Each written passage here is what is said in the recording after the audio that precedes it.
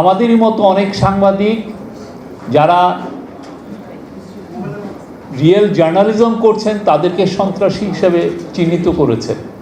এরা এখন এসে বড় বড় গলায় freedom of speech, freedom of প্রেসের গল্প শোনায়। তখন কিন্তু একজনেরও বাধে নাই এই যারা হাজার হাজার লাখ লাখ ছেলে আন্দোলন করছে তাদেরকে সন্ত্রাসী বলতে। ঘন্টার পর ঘন্টায় টিভিতে এসে বলছে এরা সন্ত্রাসী। প্রাইম মিনিস্টার আপনি কি করেন দেখেন না? কি ভয়াবহ একটা সময় গিয়েছে। কাদের ভাই বললেন ৭০ জন সাংবাদিক খুন হয়েছে এই সময়, আর পুরো জুলাইয়ে মারা গিয়েছেন অ্যাটলিস্ট ৫ জন সাংবাদিক। এবং এটা স্বাধীনতার পরে এই প্রথম একটা ঘটনায় সবচেয়ে বেশি সাংবাদিক মারা গেলেন। একটা আওয়াজ আছে কারো, ওনারা একটু এদিক বেদিক হলে, একটা সংবাদের একটু এদিক বেদিক হলে অনেক জোরে আওয়াজ তুলেন। অথচ এই যে ৫ জন শহীদ সাংবাদিকের বিষয়ে একটা পত্রিকায় কিছু লেখেন না। আমরা তো এগুলো দেখতেছি। আমরা তো জুলাই তো আমাদের জন্য শেষ হয়নি। জুলাই আমাদের জন্য অনেক দিন ধরে থাকবে।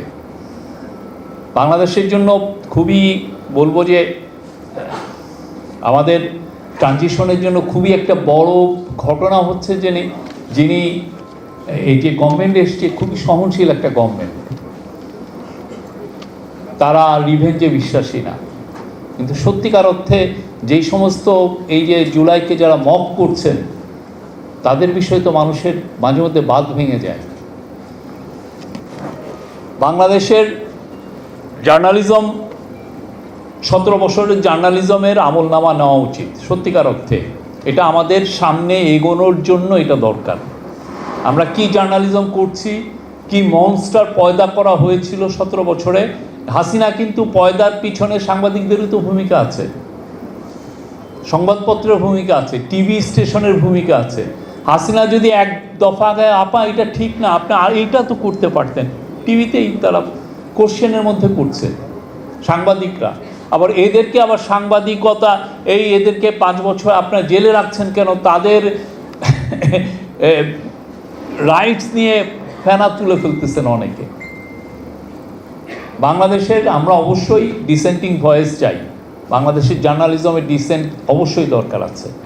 একটা গভর্নমেন্টকে অ্যাকাউন্টেবল করতে হলে ডিসেন্টিং ভয়েসের কোনো তুলনা নাই, কিন্তু সেটা অবশ্যই জার্নালিজমের ইথিক্সটা মেনে।